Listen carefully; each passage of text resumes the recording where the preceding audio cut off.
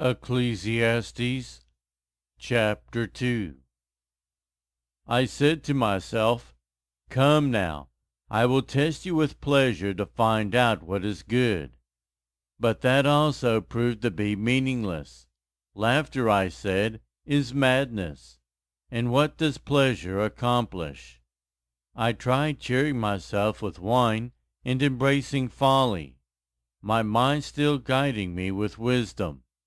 I wanted to see what was good for people to do under the heavens during the few days of their lives.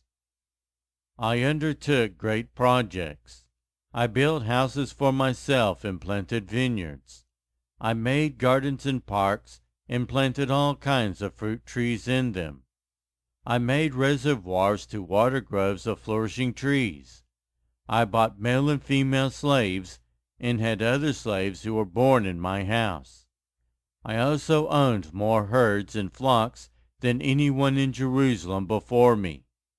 I amassed silver and gold for myself, and the treasure of kings and provinces. I acquired male and female singers and a harem as well, the delights of a man's heart. I became greater by far than anyone in Jerusalem before me. In all this my wisdom stayed with me. I denied myself nothing my eyes desired. I refused my heart no pleasure. My heart took delight in all my labor, and this was the reward of all my toil. Yet when I surveyed all that my hands had done and what I had toiled to achieve, everything was meaningless, a chasing after the wind. Nothing was gained under the sun. Then I turned my thoughts to consider wisdom, and also madness and folly. What more can the king's successor do than what has already been done? I saw that wisdom is better than folly, just as light is better than darkness. The wise have eyes in their heads, while the fool walks in the darkness. But I came to realize that the same fate overtakes them both.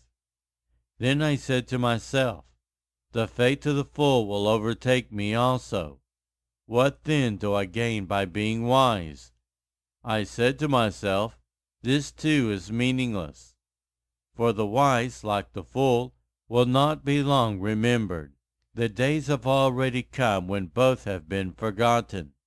Like the fool, the wise too must die. So I hated life, because the work that is done under the sun was grievous to me. All of it is meaningless, a chasing after the wind.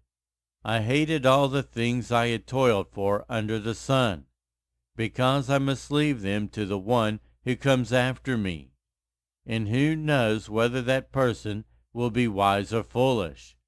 Yet they will have control over all the fruit of my toil, into which I have poured my effort and skill under the sun. This too is meaningless. So my heart began to despair over all my toilsome labor under the sun. For a person may labor with wisdom, knowledge, and skill, and then they must leave all they own to another who has not toiled for it. This too is meaningless and a great misfortune. What do people get for all the toil and anxious striving with which they labor under the sun? All their days with work is grief and pain. Even at night their minds do not rest.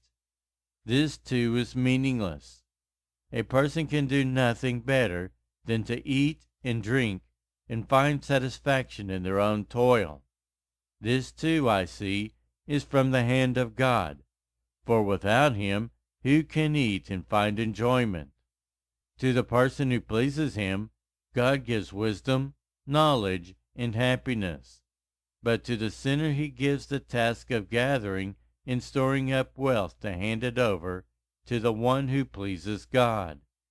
This too is meaningless, a chasing after the wind.